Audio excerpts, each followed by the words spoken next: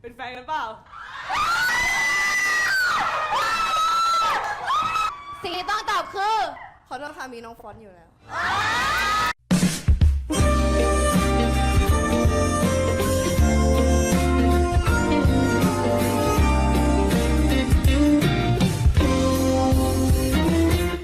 ก็ไม่รู้เลย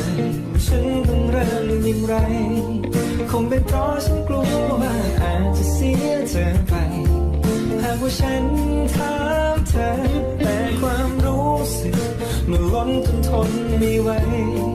ยิ่งเวลาที่เธอยิ้มมาจ้องมองผ่านเกิดคำถามมากมายฉันไม่รู้และคงไม่แน่ใจรักไม่รักใจที่เธอต้องการแบบไหน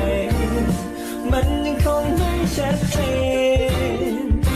เธอกับฉันเราเป็นอะไรช่วยบอกฉันทีอยากรู้สายตาที่เธอนี่ให้กันมันหมายความว่าอะไรเป็นแค่เพียงอารมณ์อ่อนไหวที่คงหายไปเพื่อซ่อนความรักที่มีเอาไว้เธอคิดยังไงกับฉันช่วยบอกฉันทีหากเธอต้องการให้ฉันเป็นมากกว่านี้บอกมาเลยที่ฉันรู้ตัวรักที่มีมันตรงกับเธอเหมือนกันอยากให้ฉันเก็บมาคิดเอาเองอย่างนี้เธอรู้ไหมท่าทีของเธอที่ฉันไว้มันและสับสนเหลือเกิ